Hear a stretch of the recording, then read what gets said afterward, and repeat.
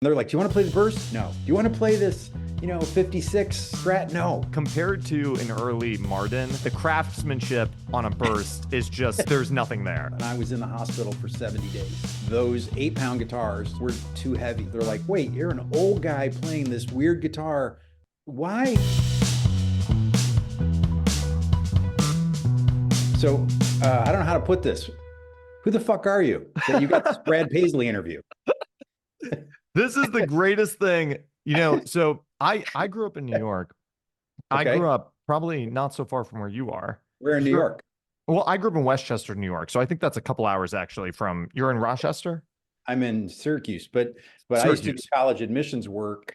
And so I've been, so I did a 33-year stint in higher ed administration before I decided to retire in my late 50s and then started doing this a couple years later. And so where'd you go to high school? Hastings High School. You just public. I probably went there. I went to every high school in New York State. It was Are you serious? There was a time when I could literally go into a town I hadn't been in before and go, let's see, where would they put the high school? Oh, over here. I did it for 7 years. Fox Lane, Chappaqua. Chappaqua right by me. So yes. Yeah. But you were saying who you are. So you grew up in New York State.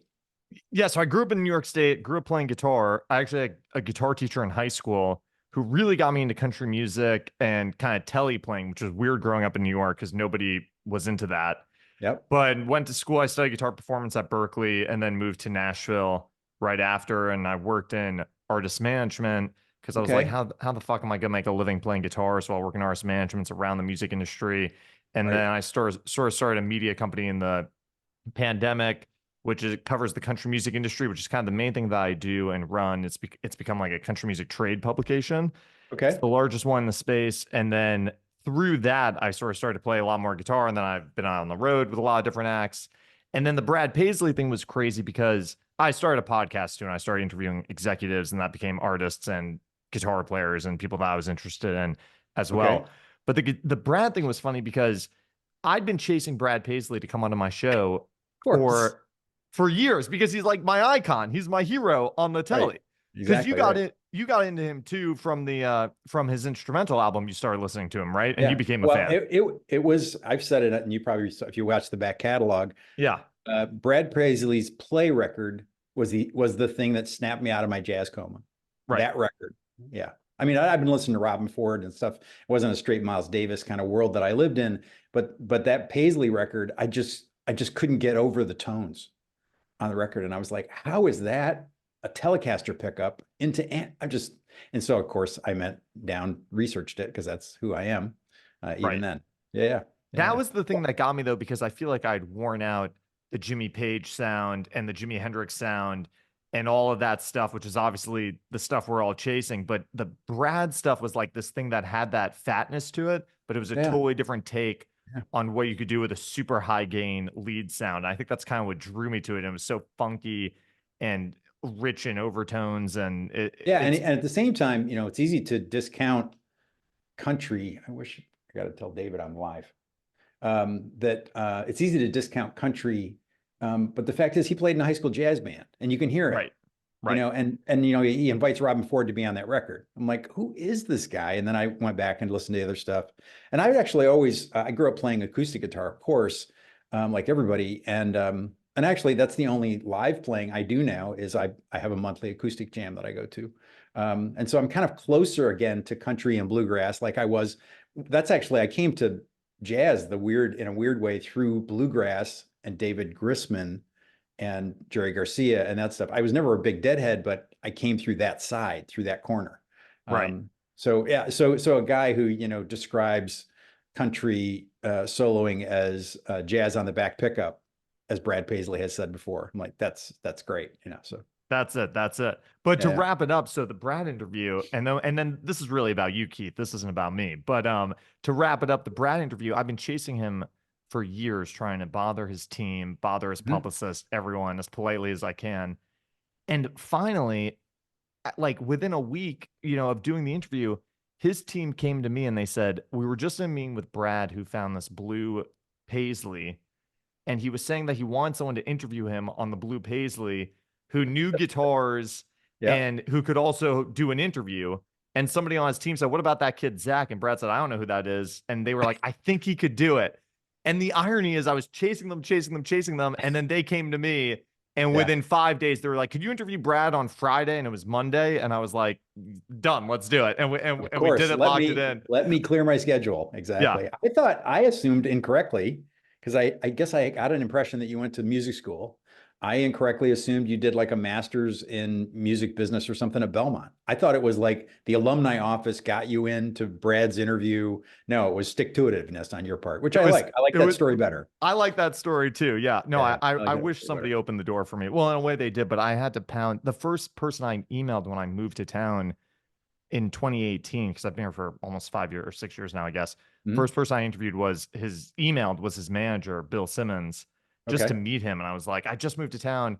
Can I meet you? Because I'm trying to meet people." And he Yeah. met me in his office, Oh, it's very cool of him. which was so nice of him. It was Yeah. incredible. And Right. in my head, I'm like, "Oh, I'm 2 steps away from Brad Paisley. I'm going to interview him." And it Right. took 5 years. It'll be next year. It'll be next week. We'll get that It'll be done. next week again. And it took 5 years. So Yeah. anyway, That's I don't know right. what the Yeah. moral of the story is, but if there's anything, that's it. But I so appreciate you doing this. I'm such a fan of the channel Well, and the that's right. history of the videos and everything.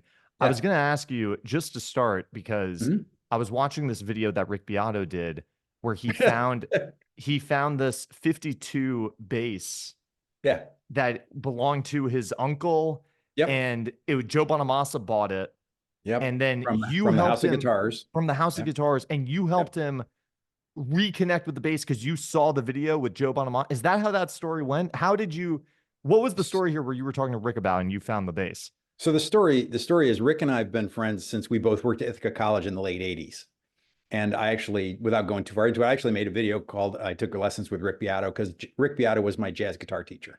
And he's 2 years younger than me, but he was right out of New England Conservatory, had just finished he did his entire master's program in one calendar year with Mick Goodrick and all the people at New England, 85 or something. He had just come back onto faculty, and the head of the jazz department was like, "Yeah, I don't want this guy from the admissions taking a guitar lesson from me. I'm going to give you to this junior faculty member. Let me assign to this guy. This Beato is his name. Here's his phone number. Call him." So Rick and I became fast friends then. And so it's a thing where and then when he started we talk. Rick is one of those people who's amazing at staying in touch. He's just incredible about it, better than anyone I've ever known. And it's not a networking thing. He's from a big family. He would tell you that one of the things he and I have in common is that I grew up in a family of 5. He grew up in a family of 7. He grew up in Fairport. I grew up in Lyons. When we started comparing notes, because he went to school at Ithaca, but he also was back in Rochester all the time. We were all at these same shows. We'd been at the Weather Report show, in 81 at the Eastman Theater. We were both at the Pat Metheny show in Geneva. It was like this weird thing when we finally met. So we'd been friends, and we literally talk probably 5 or 6 times a week. Like it's a regular ritual. We both finish breakfast. He'll be sitting in his garden and we're talking about things. And he's a great storyteller, obviously. That's the thing that he and I have in common. And we both have pretty serious memories. As Somerset Maugham always said, I have a good memory for things that concern me, which I always thought described memories for everybody. It's like, oh, if it clicks for you, it's going to stick for you. So I didn't mean to make that rhyme. So anyway, Rick had told me this story years ago. And then he was getting this award in the Music Hall of Fame for Rochester Music Hall of Fame. So my fiance and I drove to Rochester. We had lunch with him. And he said, "Hey, after this, I'm going to go to House of Guitars, with Layla, his daughter." And I'm like, "Oh, that'd be really cool. I was just there, recently with somebody who follows the channel." And he goes, "Yeah, that bass." And I said, "Yeah, you mean your uncle's bass. You think it's your uncle's bass." Because literally, he showed it in the video. His family lived around literally like 2 blocks Right. from the House of Guitars. So we don't really know how it ended up from the house to the House of Guitars. But I mean, the first time I borrowed the car and told my parents I was going into town to get a sub sandwich, I got in the car and I drove to Rochester. Completely had no business driving to Rochester, and I drove to the House of Guitars. So that was the first thing I ever did. Yeah, of course, exactly, right? So, and then like there's famous people like, famous Andy Babiak, who wrote the Beatles gearbooks and the Rolling Stones gearbooks, was a guitar salesman in the late 70s and early 80s at the House of Guitars. So, it was the same. Rick and I were both trying to convince him, not unknowingly, to let us play the late 70s Norland junk Les Pauls. But anyway, that's another story. Right. Yeah. Wait, so what was Rick teaching you when you would take those early lessons with him? Was he teaching you just jazz theory, and was he a monster player? I mean, I'm sure he was, but was Yeah, that no, your experience absolutely. And at that? he had just finished playing, like playing his master's. Has a master's degree in, I'm not sure if it's in composition or if it's in jazz performance. But the reality was when he was in Boston, he was gigging all over town. Fast forward to like 2 years ago, I did a video on the history of Gibson jumbo guitars. And there was this beautiful piece of playing on a 57 Southern Jumbo that Duke Levine did. And I'm like, oh, well, I've exchanged emails with him before. I don't know him, but I email him and I'm like, at the last minute, I'm like, yeah, I should name drop to get them to give me. And I'm like, I'm a good friend of Rick's and he's mentioned you before. And he writes back in his, and as an upstate New Yorker, he says, any friend of Rick's a friend of mine. I immediately hear sarcasm, not sarcasm. I reach out to Rick. He's like, oh yeah, Duke and I did hundreds of gigs, jazz guitar duets. I'm like, okay, A, that there are gigs for jazz guitar duets in the Boston area, it just freaks me out. But the B, that you guys were so close. He's like, yeah, yeah. Duke's just a few years older than me, went back to school, blah, blah. So yeah. So I knew him through that and I knew him through other things. And yeah, it's so many connections. It's such a music. I'm sure you're running into this with what you do. It's such a small world in a lot of ways. Yeah. And Duke, who, when I went to school in Boston, I would see Duke play at Atwood's Tavern and I would chase him down for lessons. And he'd say, no, I'm not really a guitar teacher. I don't really think I have anything that I could show you. And I would pound him. And then finally, I would just start showing up at his house. And maybe 4 or 5 times he would sit down with me and really show me stuff. But the best stuff that he would say to me was like, he was like, I can't really teach you anything, but he was like, go listen to Luxury Liner and go learn every Albert Lee solo on that. That's what I did. Like, that's the kind of stuff he would say to me. And that was super helpful. But I think he's one of the best Tele players that I think still doesn't really get the credit. Oh, totally. And one of the best, most melodic players out there, period. Yeah. Just an incredible sense. The videos that he's done for the Music Emporium, where he just sits down, it's kind of like Ariel Posen. I just interviewed Ariel on the channel. I saw that. Tech issues and stuff. But I said, how do what do you do? And they sit down. And Duke is the same. He just sits down and he's got this, 59 Junior in his lap. He's like, what would this tell me to do? They just start playing. Right. And beautiful stuff comes out. Completely original, beautiful things. Anyway, yeah. Wait, so you see the Rick's uncle's bass in the Bonamassa video, and then it clicks for you that you're like, you just knew that was the bass he was talking about. Well, 7 years ago, Bonamassa made this video with Reverb. And I watched it. And because of the nature of the channel with the most music, least gear, the whole sort of how much is enough, channel thing, I'm like, well, Joe, again, another upstater, is a poster child for having no sense of what's enough. I mean, just like, and I'm like, okay, so 7 years later, has he come around to wrestling with that? And the answer is he has. He's actually kind of changed the way he's collecting now. And even in that interview, they got him to talk about what he's going to do with it. Like if he dropped dead, what would happen to the collection? It was a beautiful answer. And so I'm watching this thing and it's a half an hour long or something. And I'm watching the whole thing. And like 23 minutes into it, he goes, yeah, I was a kid and I used to go to the House of Guitars. And he's like, I don't know how much younger than us he is, probably 10, 12 years at least. And he holds the bass up and I'm like, that's the 52 Jazz that used to be Precision that used to be above the door. And, and I didn't, and you know what, when I was going under it, all I knew was it was old. I didn't know about blackguards. I didn't know, that 52 was the first year of the P bass. I didn't know any of that stuff. They were just old and they were so expensive that they were in a case that you could never get them down. Right. That's all I knew. Right. And so when he held it up and he said that, I immediately texted Rick and I'm like, yeah, that's the bass. If that's the one, that has to be it. And Rick's family had been telling that story for years too.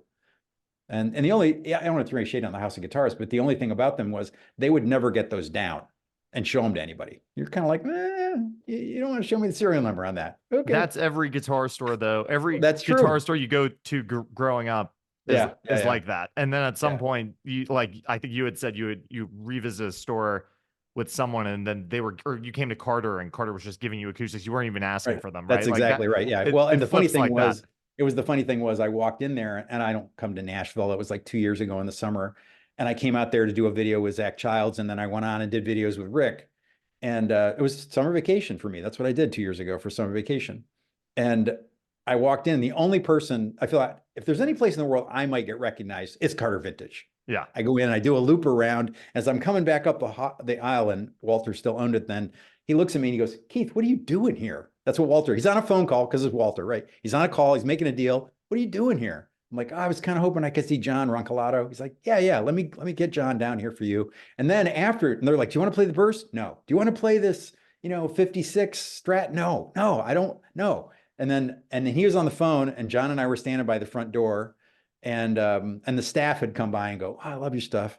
And he just starts, he's on the phone. I can't say no. He's handing me Pre-War Martins to play just over the counter. Yeah. And then afterwards, I said to John, I was like, those were amazing, but not like I can't sleep at night amazing. He goes, yeah, those guitars don't get hung up. Right. Those guitars just come in and go right out the back door. So yeah. It's funny. Brad said to me afterwards when we finished the interview, we were talking about something. He said, my two biggest fears when I go out to dinner is that somebody's going to recognize me, is my first fear. And my second fear is that nobody's going to recognize me. I've only had a couple of people recognize me on the street, and they were both very weird times. Yeah. Yeah. Actually, Zach Childs has way more stories of being recognized because he lives in a music town. Right. Of course. Yeah.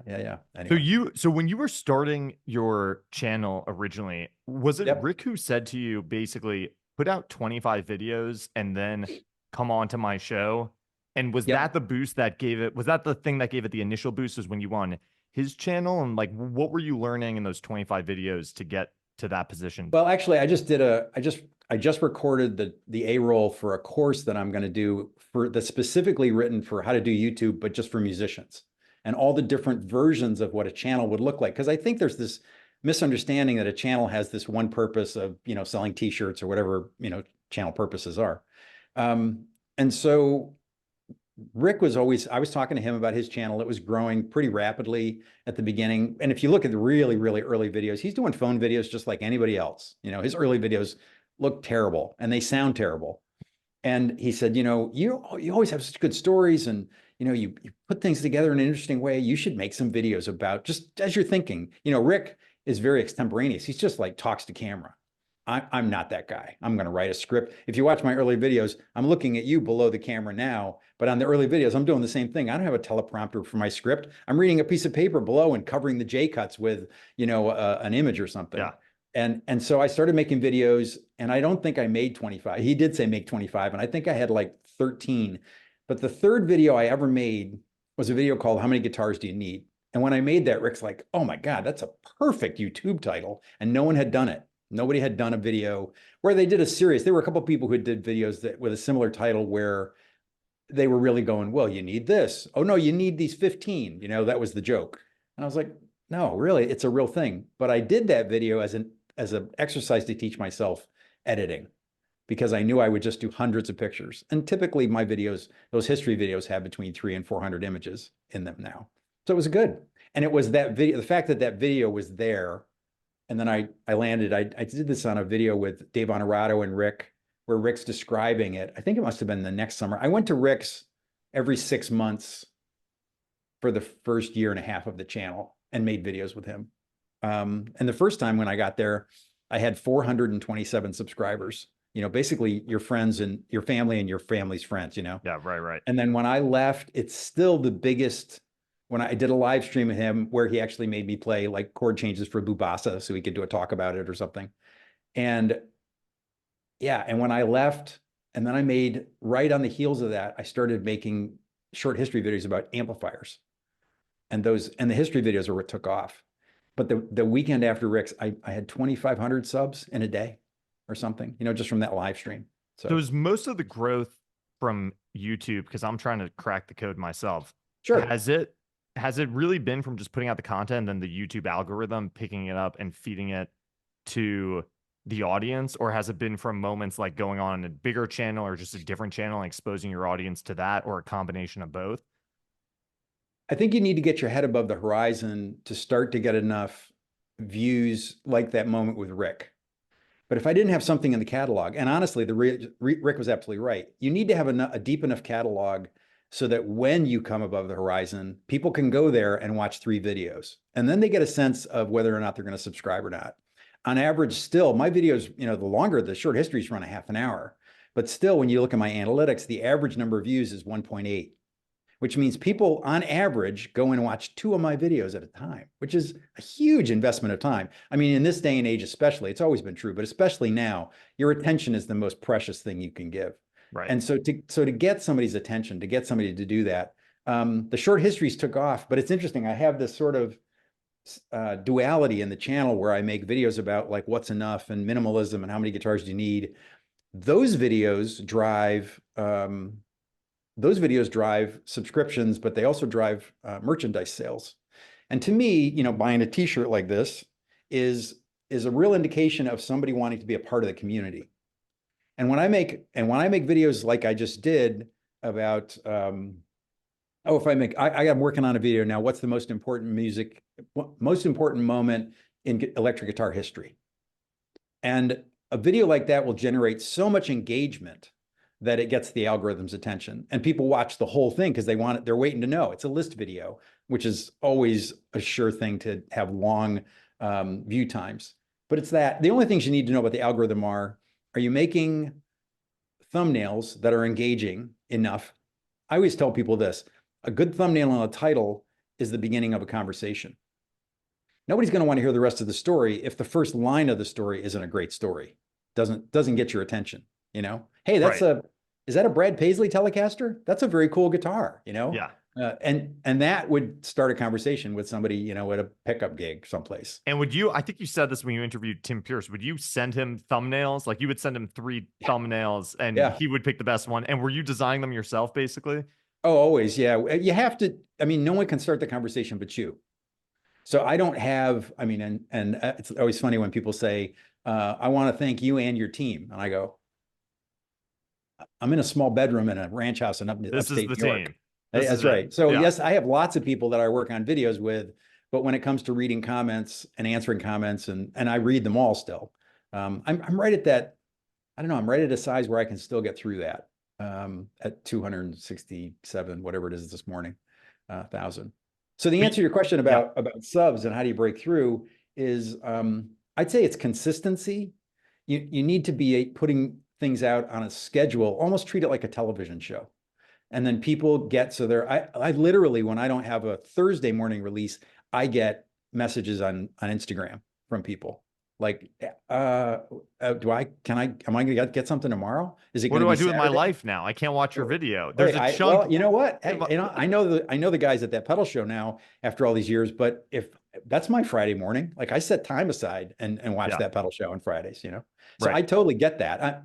As the old joke goes, I'm also a fan, I think that's the key. That's one of the keys. Like I put it all in the course, but the real thing is quality over quantity. There was this time when people thought you had to do 2 a week. There's so many successful channels where that's not true. Or Tim, actually, I got to know Tim because Tim was burned out, fried, and he was talking to Rick about it. They're really good friends. And Rick says, and Tim's like, I got to take time off. It was like the holidays. He's like, I got to take some time off. And Rick's like, you know what? You're talking to the wrong guy. You should talk to Keith. Keith knows about taking time off. Keith knows about work-life balance. And so Tim literally, he's like, can I call you? I'm like, of course. And so we had this hour-long conversation. Tim and I have these long conversations. And yeah, there is this sort of brain trust that you have to build where you can trust other people's, I tease Tim that he's the title whisperer. No one titles like Tim. He's has a real knack. It took him a while. I watched him learn it, but once he did, he starts a conversation like nobody else. And of course, no one has his life. He's like Rick that way. He's a unicorn, and that he's in a space where his whole life led up to that. I saw Derek Wells do an interview lately, and I've just been quoting it all over the place, where he said, when people hire him for a session, they're not paying him for the time he's there. They're paying him for the 30 years he spent getting ready to sit in the chair. The time in the chair is free. Right. And I was like, oh my God, that's it. That's where Rick is. That's Zach Childs, where he can just turn on his phone and do 20 minutes on string gauges. Who can do that? There's nobody like Zach Childs. So, right. Exactly. Yeah, not me. You had this conversation with George Gruen, I heard you say in an interview, that I thought was such an interesting thing that he said, which was you were talking about bursts. Yeah. And I think this was in preparation for your Les Paul video. And he said said actually, I did a specific video about bursts, and it was in And I had talked to him a couple of times before that, but he was really sweet to give me the time. Yep. And he said to you that basically compared to an early Martin or compared to a Stradivarius violin, that Right. the craftsmanship on a burst is just there's nothing there. Yeah. It's basically nothing. Is that what he said? What did he tell you? He, What's his he's take on bursts? his specific thing was that all the people that are my age are going to die, and then bursts won't be worth what they are now because they are just electric guitars. Let's not kid ourselves. They're not like, he said, it's not as if they're a pre-war D45. That's what he said, because there were 93 of those built. 93. That's it. You know, you can name off the top of your head probably a dozen people who own those. Yeah. And you don't even know if all 93 survive. So as in George's opinion, because he is an acoustic guitar guy, he's like, no, those things, and they do still all work. That's the amazing thing, you know, like a Strad, like a Stradivarius violin, that they all still work is incredible. I think that, and you hear people say that not all 59s are amazing and all this kind of stuff. But actually, I just had somebody from somebody that follows the channel, a guy from California, and I get a DM and he says, hey, what's your shipping address? I'm like, no, what are you doing? And he's like, just give me your shipping address. And so I get the box. Oh, he sends me the UPS label, 18 I saw pounds. this on your Instagram. This is the most, just today, right? This is the most, okay, I'll finish the story. This is the most ridiculous thing ever that this showed up at your door. So the box comes, it's not well packed. It's at all. It's not like wrapped in bubble and double boxed or anything. It's in like an inexpensive triangular box. This is a guy who's got a very busy life. And his handle is Gig with Vintage. He's an amazing guy. He gigs like a 52 Les Paul and an old Vibra Verb that anyway. So yeah, so the UPS guy goes, this got ripped open and it's like, but it's got a hard case. It's an original 59 Junior that's got more mileage on it than anything I've ever seen in the original case. And the case has got all this mileage on it. It's just, and then you know what? You plug it in and it's got, like, the headstock brake was fixed with fiberglass. I'll put those pictures up tomorrow. It's just, and the thing is all the magic that you've ever heard. You dial the volume and the tone back halfway, and the old Central Lab pots and that Bumblebee, whatever magic is in there, and that old growth Honduran mahogany. Oh my God. I was playing James Taylor. Like, you could treat the thing like an acoustic guitar. You could go to a duo gig where someone's playing acoustic and you're playing that old Junior with the 1P90, and you'd be happy. And I emailed pictures to Ariel and Justin Ostrander and Adam Levy, and I just got stuff. Oh, and Jed Hughes. They were like, oh man, that is a thing of beauty. And they all said the same thing. You can do anything on those. So, yeah. Wait, so going back to what Grun said though, was his point that it's just about the quantity? Because does he feel the same way about like flying V's, Carinas, or is it just the craftsmanship of those instruments is so much more respectable? I don't think he wasn't saying that they weren't well made, because certainly those guitars are all handmade guitars. I mean, the late 50s Kalamazoo factory was just that. If you look at the pictures, everybody's just a luthier, you know, there. But I don't think he was saying that. I think he was saying that it's just not at the same level at all. A solid body electric guitar is just not a D45 Martin. Yeah, exactly. Which is, I mean, you got to remember, all Rosewood Martin guitars were Brazilian rosewood until like 72, 74, when Brazil changed their rules and they wouldn't let anybody export logs anymore. And Martin had no interest in having someone else cut the wood. They were buying whole logs from Brazil and then cutting the wood locally. Right. So, yeah. For you, so that's what George was saying. For you, you always say, like, you'll hold a Strandberg and you go, this is my Blackguard Tele. And to me, I love to hear you say that, because to me, I'm like, to me, a Tele is a Tele. I've got a Tele over here. Like, to me, I own a Tele right there. I actually have that same guitar. I bought one of those recently. That's the new Japanese. Yeah, that's the JV Mod custom, right? I mean, that one has Ron Ellis pickups in it. Yes. No, mine does not. But I saw you do that kind of Nashville mod and it inspired me. I'm like, ooh, could I do that? I actually leave it in New York in storage because I gig a lot in New York, and I wanted a guitar that I could just leave one in New York without flying back and forth with the guitar. And that's a perfect one because you can adjust the truss rod exactly right at the headstock. Yeah. Yeah. Adam Levy's got dibs on that. Okay. He's like, that would be a good touring Tele. You just let me know if you need to let that go. Okay. So you'll hold the Strandberg and you'll say, oh, this is my Blackguard Tele, but you've got a Tele there. But Yeah. to me, like I've never been able to wrap my head around the Strandberg guitar being like a Tele thing. Like to me, I think Oh, about shredders playing them or whatever. I yeah. play a Tele because I want to look like I'm playing a Tele. But what is it about those guitars that you love? I've actually never played one, but I know so many people who do. Like, Yeah. do you love the frets on them, the way they're perfectly in tune? Like what is it about those that you really love? It's actually, I'll try to do a really short version of it, Zach. So in 2016, I had some medical stuff and I was in the hospital for 70 days. I went from like weighing 165 pounds to weighing 123 pounds. I literally, when I got out of the hospital, was so weak. And the guitar, when I went into the hospital, the guitar I played, I had actually taken my collection of like 3 dozen electric guitars and had a big, moment and had whittled it down to 3 PRS DGTs, 3 different DGTs. Actually, 4, because that's another story. Anyway, when I got out of the hospital, those 8-pound guitars were too heavy for me to play. And I got so fatigued so fast, even my left hand got tired so fast, even was playing 9s on electric or 10s. I guess I did have those strings with 11s, but still, I just got tired so fast. It was exactly the time when the Strandberg came out with the Salin model, which is that Tele-ish single cutaway. And the Salin, I don't know if you know this, Salin is actually a town in Sweden where they hold the Swedish country picking championships. And I'm like, wait, there is a Swedish country picking championships? He's like, yep. I've always been really inspired by it. I wanted to do it a single cut. I love that they do that. I have one that's set up as an Esquire with, a black guard that's matte finished like the original ones were. And it's an ash body with a maple neck. Beautiful bird's eye maple neck. It's a previous generation. He's actually he's really, in my opinion, improved the neck substantially in this current version. Um, it's one of those things like I don't own any core PRSs anymore. I don't love the shape. Um, but when I'm playing them, I'm not looking at it and they disappear. The Strandbergs for me are just like that. And I can't tell you how many people now have bought Strandbergs because of my affiliation with Strandbergs. They're like, wait, you're an old guy playing this weird guitar. Why? Oh, because it's easier on your hands, because you can play. I got arthritis. I'm 77 years old. I put all my guitars away 3 years ago. Oh my God, I can play again. I mean, and that really, Ola's motto was play more comfortably, play longer, or something like that.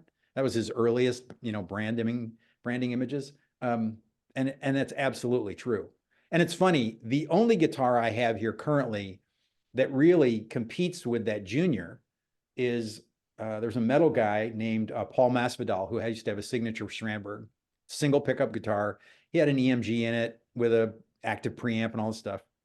I asked those guys to send me one because I had this idea of bar rig for the future. And I was like, okay, so you're going to be playing a Stomp XL and a Strandberg with a single pickup like you would for a straight rock blues gig. Single pickup's all you need, whatever.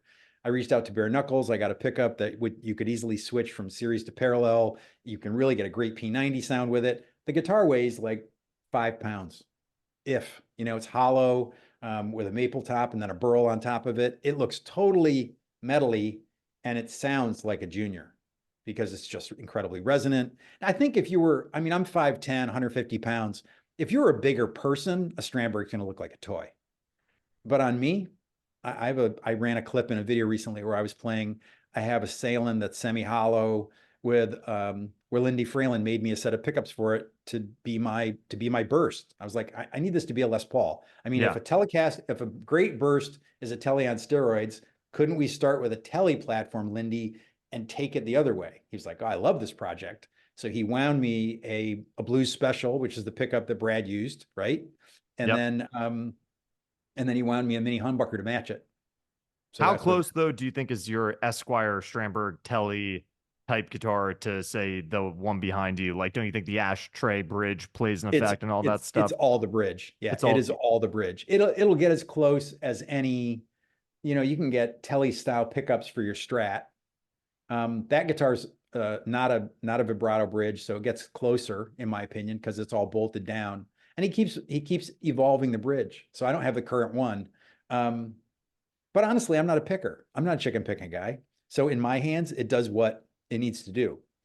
I have this because I did a video on the made in Japan fenders, and like I just ordered a Squire Classic Vibe. I like to, even though I don't play on my videos, I like to play the guitars I'm doing the history of for months before I do the history. If I don't have a sense of hands-on, and that was a guitar that came out at that time, it's a perfect example of what they do in Japan.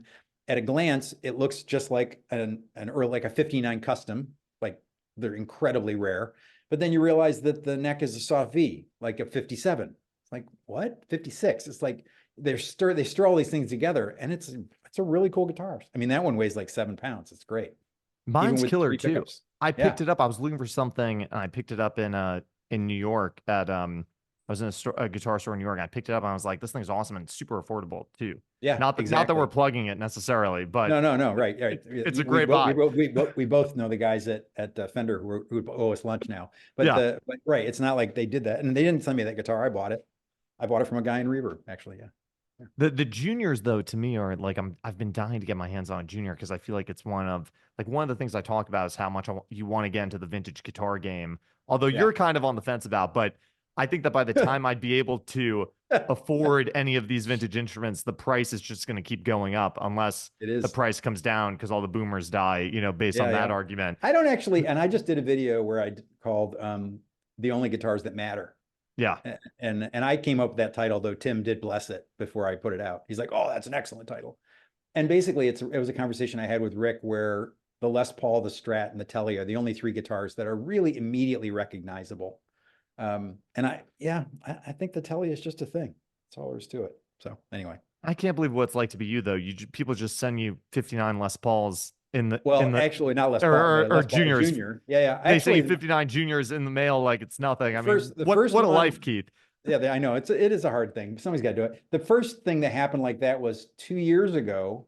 I made a video about Blackguard Teles, the history of Blackguards. I mean, it's really this little tiny slice of history. And I got an email from a guy. No, in the comments, a guy wrote, if you're going to do a video, I said I was going to do it. I was working on the script. If you're going to do that, you should play a Nacho Caster. Ha ha ha. Yeah, I'd love to play a $7,000 Tele style guitar. He's like, I'm like, email me. Ha ha ha. All in the comments on a video.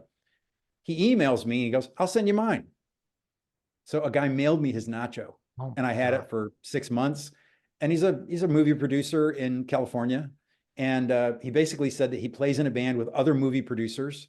And he goes, it was so cool, to have you use that. And I will tell you that I don't know if you played a Nacho, but it wasn't set up the way I would set it up. There was nothing about the guitar that I would have spec'd that way. And it was one of the nicest playing, most resonant guitars I've ever played. I don't know if they're all like that. It was incredible. And it was an incredible experience. Anyway, that guy was like, yeah, between us, we pretty much have everything. Just let me know. He overnighted me the guitar and he overnighted it back. So it cost him about $1,000 to lend me the guitar for a video. Yeah. It's weird because I've played a couple Nacho Casters and they sort of play the way that you want a lot of vintage Teles to play. But then if you play a lot of vintage Teles, they don't always play like you think they're going to play. Right. So the Nacho Casters almost feel like you think a vintage Tele is going to play. I think it's a testament to, it sounds so hokey. I guess I don't care.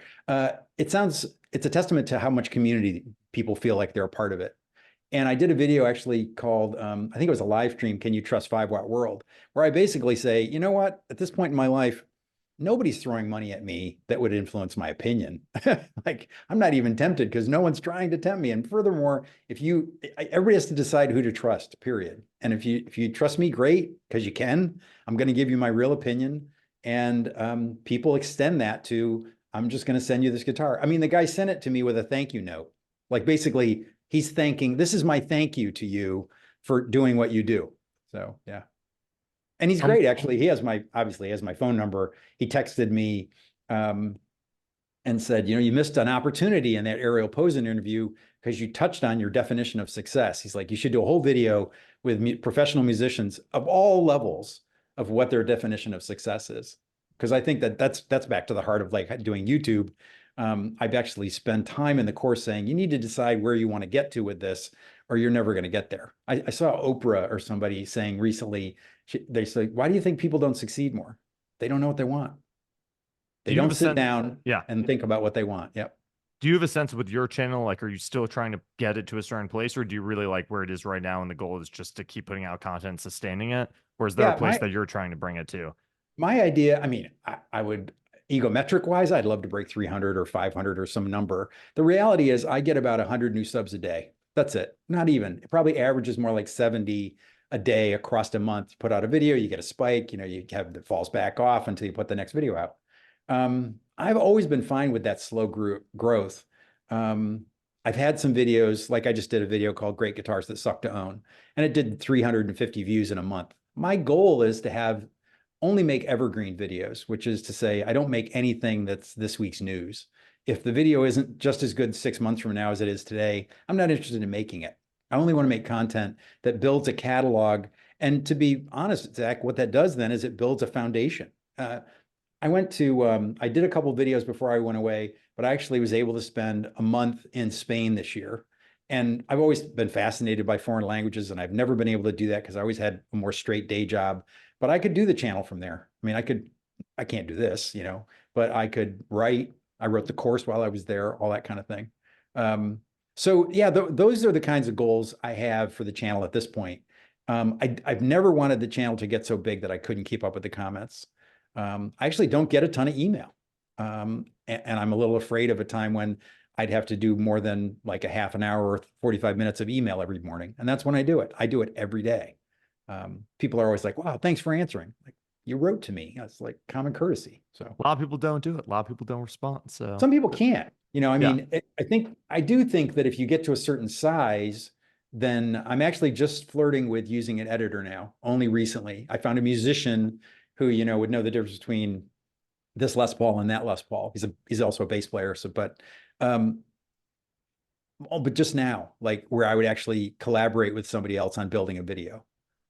Like he actually pulled most of the image assets for the Lennon video. Well, there's only so many pictures of Lennon with the 190. It's just like he pulled the pictures that I would have used because I had already done a search of the assets. So then I can do that. But if I'm making a video like the one I'm working on now, like the most important moment in electric guitar history, I can't let someone else tell that story through the images. That's got to be something that I edit. Right. So It's funny. I did a feature with Keith Urban on his guitar collection, which was awesome. One of the things we were profiling was a 57 gold top that he has. And his publicist sent me a photo of like a 52 or 53 gold top with P90s in it.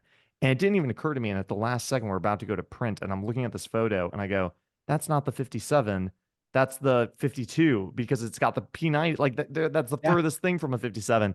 And his publicist goes, well, these came straight from the tech. You better be right. Like, I don't think you're right. I go, I bet the whole thing I'm right. I promise you. Sure enough, we replaced the photos. It's like, you need someone who knows these things.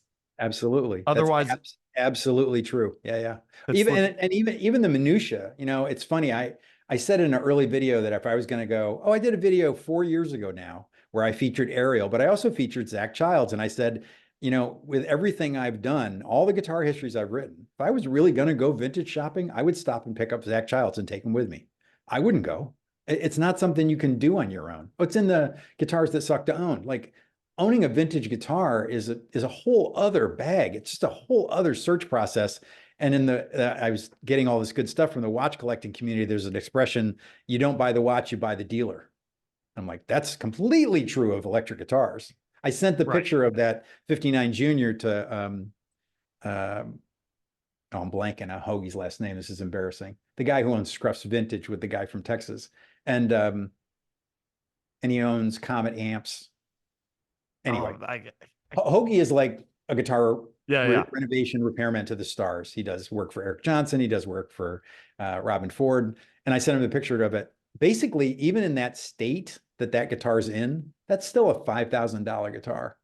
Right. So you're talking about like, what could you get into? I mean, I would have to sell my Collings I-30 and the guitar's not even for sale. Right. And Zach's story with his Esquire. Oh, that's such a great story. Yeah. But like you're saying, he saw that and he knew that there was something underneath the guts where it's like, I don't know, if you and I went shopping together, we might see that and be like, that's a pile of junk. What are we doing here? Yeah. Well, and I'm not sure we would know the difference between like an early 90s made in Japan Esquire neck and a real one, where's right. Zach's like, oh, the decal's in the wrong place. I'm like, okay, here we go. Right. Yeah. You're a big proponent of the Stomp, the HX Stomp. You own two of them. I use them on my board.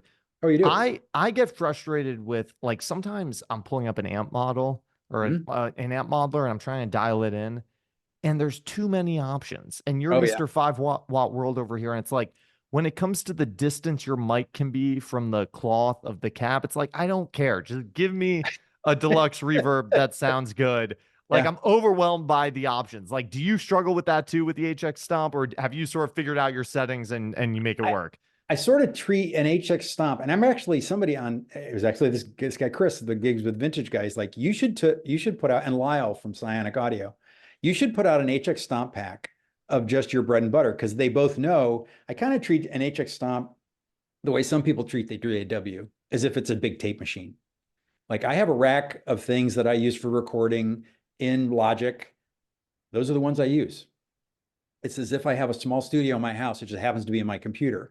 I treat the HX Stomp the same way. I have a basement patch. I have a Marshall patch. I have a litigator patch that I actually built with John Cordy, who's really so much deeper into the HX Stomp than I am. So when it comes to mic placement and those kinds of things, I just turn to somebody like John. And I think that is something. It's another thing like community building. You have to just turn to people and not spend time. I heard on public radio that we're going to learn 20,000 systems in our lifetime. And I'm like, I don't want to learn another system. I have Jeff McElwain use this fractal stuff. He's like, you really should try an FM3. I'm like, I'm not going to learn another system. Yeah. I'm not going to learn, to edit in another whole system. So, yeah, I find that I use just a set number of amps, and that's what I use. That's it. It And was a I big, treat it like yeah, I treat it like I could afford this collection of amps, which I right. sort of could. If I purged off some more guitars, I could have a really nice AC15 or an AC10 like Zak's. Or I could have one of each. And there was a time when I did have one of each, and then I went, I've got the Stomp, and for what I do, that's instead of my amp collection. And I Right. sold, was it 2 summers ago? Um, I sold off 14 amps No and way. kept three. Yeah, yeah. And a bunch of those I had built because I went through a period of time where I was building my own amps. So yeah. And were the three you have the Catalyst behind you Oh, and so I the, have Catalyst mostly for testing. And although I have to say, if you put a pair of Catalysts in my living room and you set one on the Vox setting and one on the clean Fender setting, I'm as happy as you can be. And then I just use my HX Stomp for time-based effects. And then um, I use two pedals that I'm developing with David Barber. One does a blues breaker side and a overdrive special side, and the new one's a boost overdrive that's based on an OD1. That's Keith Williams from 5 Watt World. Thanks for tuning in. Thanks for watching, honestly. Let me know what you learned in the comments, okay? I want to know, because I want to know what kind of topics we should bring up with future guests, what kind of interviews you guys want to see. Let me know in the comments. If you haven't already, subscribe to this channel, okay? It makes a big difference. Here's the other thing, okay? Subscribe to Keith, 5 Watt World. Amazing videos on his channel about the history of guitars, history of amplifiers, history of music, history of rock and roll. If you haven't already, if this is your first time seeing Keith, go over to his channel and check his videos out because they're great. But then come back to this channel, okay? Go there, but come back, right? Okay, you get it. See you next time. Thanks for tuning in.